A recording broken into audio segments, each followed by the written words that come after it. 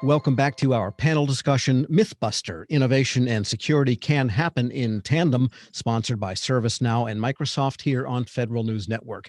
My guests today are Kevin Brooks, the Principal Digital Strategist for DoD and U.S. Intelligence Community at ServiceNow. Susie Adams is the Chief Technology Officer for Sales at Microsoft Federal.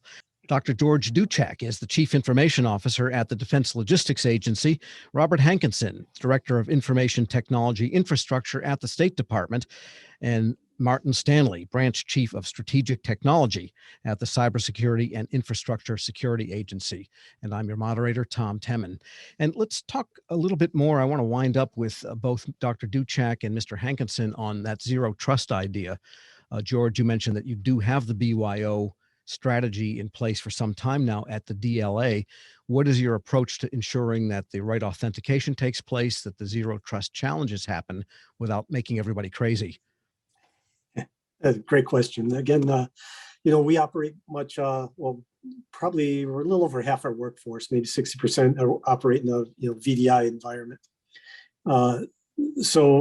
Again, their laptop or whatever that they have at home is just basically a dumb terminal that connects, to our infrastructure.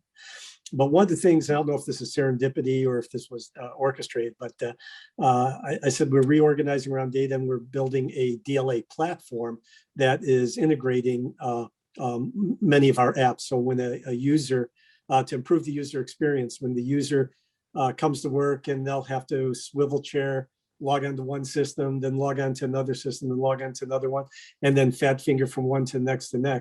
Well, we're trying to give them a single sign-on, with a persona for the type of role that they're going to have, which, implements a zero trust for that persona. Create a single DLA platform for that.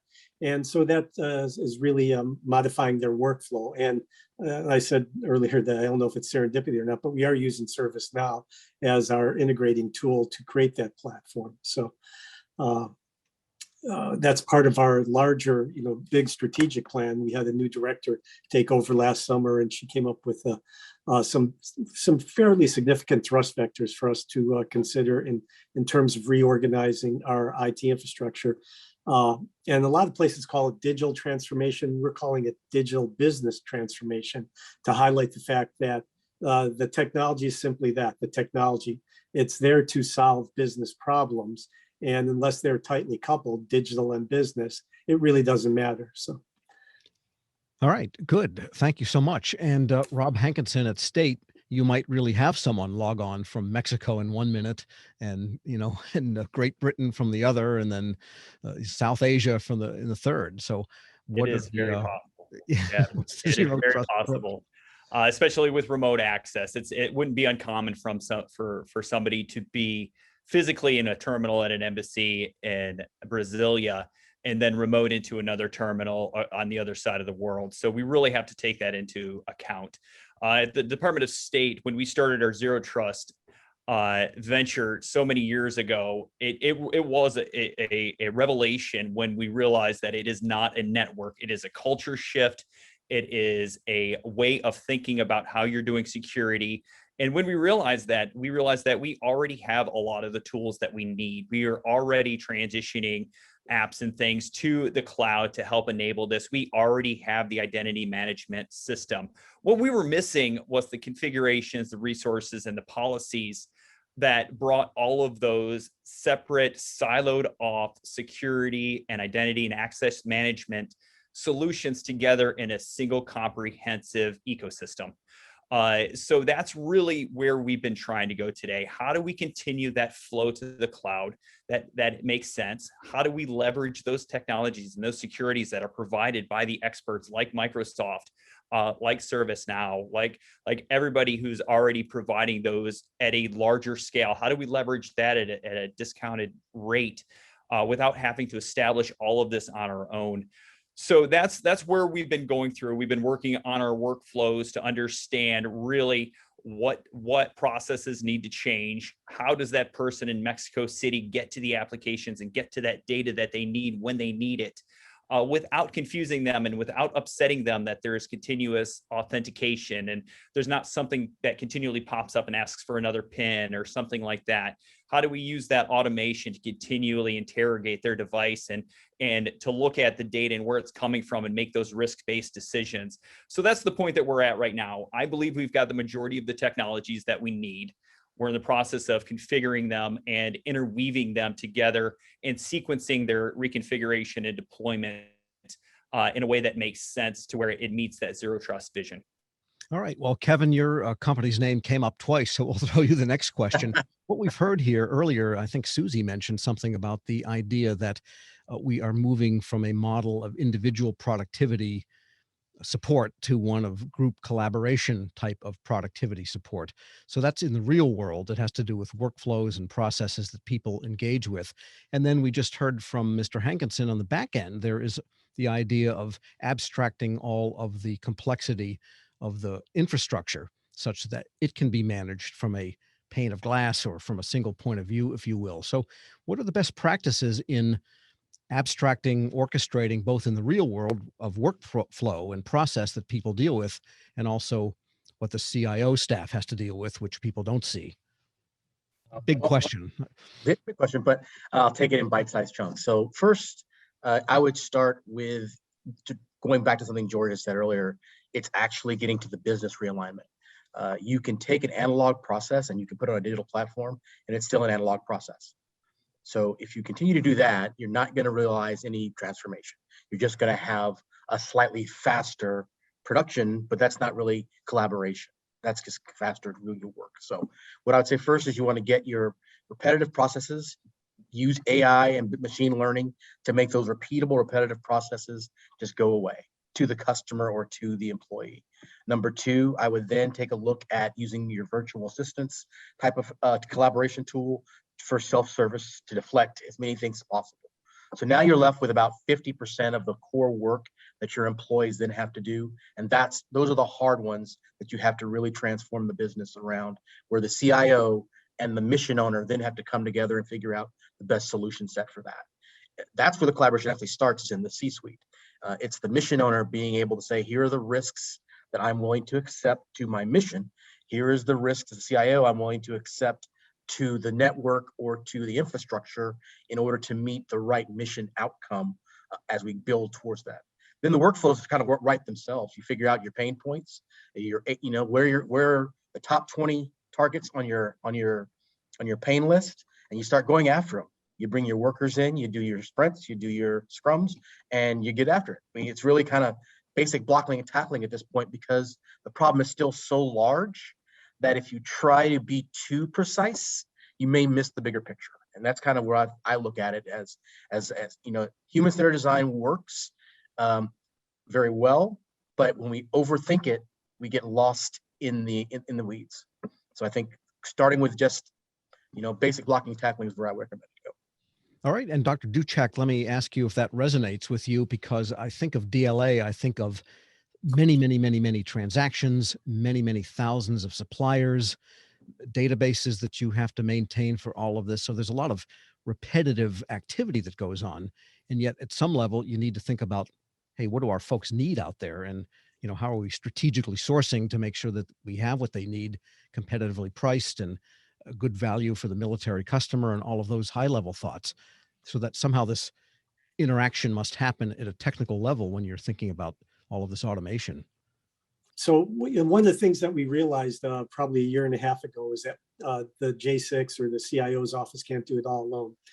So we started out creating citizen technologists, where a lot of these workflow programs, these dashboard programs that allow you to create these dashboards and workflows are very, very user-friendly. And with just a little bit of training, folks that are functional experts that understand the process or the ordering or the supply chain aspect of it can create their own tools.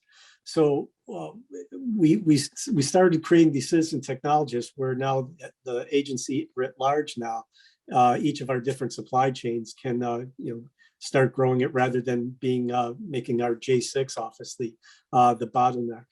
And to date, we've deployed, I think, somewhere around 140 or so bots. But more importantly, maybe 90% of those bots, RPAs, that robotic process automations, are unattended. So you don't have to have a human in the loop. They just, continuously operate. Interesting. Okay. And so I want to follow up with Susie Adams, because if you think of Microsoft as the company that brought the human and computer interface into the mass market for the millions and millions of people a long, long time ago, things have moved quite a bit since then. And so, with respect to that idea of collaborative workflows and the next round of how we interface with computers en route to interfacing with one another, really is what the point is, and not the computer interface. Uh, what's the latest thinking then in terms of, again, good customer experience, but having absolutely rigorous security in these new workflows? Yeah, so I agree with some of the other comments that were made. We are seeing people really want to be able to develop their own collaboration or workflow tools with no code, low code solutions, allowing the citizen developer basically to go out there and automate their flow of work. And make it easier for them to interact with a number of different applications they interact with on a minute to hourly basis a day. So to that end, we're seeing, like I said before, the goal really is to break down the silos between communication, collaboration, and business process tools that are out there today. We kind of cobble them together or band-aid them together now. The idea would be to provide end users with kind of a single plate of glass, which they can then build these tools and interact with them in a very integrated fashion, as opposed to a very siloed fashion. And so that's kind of where we see the industry going, is we're going to make it easier for information workers and frontline workers to be able to help themselves and build their own applications that will help them with their flow of work, whatever that flow of work is. And I say flow of work instead of workflow because it really is a flow of work. It might not be a traditional workflow in what we're looking at, but they have a set of things that they do on a regular basis. And so what is that set of things? And then based on how they do that, because everybody works in a little bit different fashion, they can create what they need to improve their flow of work. And so we are seeing that become a huge trend. And it's what we're seeing people ask us for is, for example, how do I use Teams, not just as a communication tool, but I want to be able to go in and add a ServiceNow app, right? To add a Power app from that we can build in Microsoft with no code, low code, or any third party or ISV app. And then I want to be able to seamlessly move through it, right, on that same digital canvas. And be able to quickly get to, whether it's synchronous or asynchronous communication, be able to quickly switch back and forth between the two so that you're not really losing your flow of work. Because right now, they switch back and forth, whether they alt tab or if they're using an iPad, depending on how they're working, they can kind of get lost in that context. And so how do they do this so that it's just seamless or more seamless than it is today? And so, and then also with hybrid work, and we're watching, people work in this hybrid fashion. Now I want to put in video conferencing and with multiple parties. And I might want to, instead of just IMing somebody or sending a quick email, might want to just bring them online, right? And be able to see them right there. And so, 5 years from now, whether you're wearing, goggles that show you the person standing there or not, but that's really where it's going. Yeah, so terminate and stay resident just doesn't cut it anymore, I guess, in today's multitasking. No, it doesn't. We've got about a minute left, and I just wanted to ask Martin Stanley a quick question, and that is, in issuing all of the advice on cyber, and that's your mission at the cybersecurity and at CISA, do you also think of the effect of it on usability and user experience in so doing? Right. So, we have the tools for all of this. We've talked about that. But I think what's nice to hear in this last round of answers is the focus on the people and communication. I think that's really the question, that we're asking is, in order for all of this to work, in order for these hybrid environments to be successful, in order for our individual teams to work well, we have to be, really good at communication. And that means how we talk to folks who are within our organizations, but also how we talk to other stakeholders and customers and things like that. So, I would really encourage managers as they're thinking about these environments not to lose sight of, these basic things that we work on, whether it's at summer camp when you're a kid and, learning about how quickly a message can change going around the campfire, or, more sophisticated, more advanced leadership training, right? Think of those examples and how you apply them, because remote work is not new. I've been remote working my entire life, right? And I've had folks where there was good communication and where there wasn't, and it makes all the difference in the world. All right, lots of good thinking, lots of great ideas to take away. I want to thank today's guests. Martin Stanley is the branch chief of strategic technology at the Cybersecurity and Infrastructure Security Agency. Robert Hankinson, director of information technology infrastructure at the State Department. Dr. George Duchek is the chief information officer at the Defense Logistics Agency. Susie Adams, the chief technology officer for sales at Microsoft Federal. And Kevin Brooks, principal digital strategist for the DoD and U.S. intelligence community at ServiceNow. I'm your moderator. You're listening to Federal News Network. For more on this discussion, please visit federalnewsnetwork.com and search ServiceNow.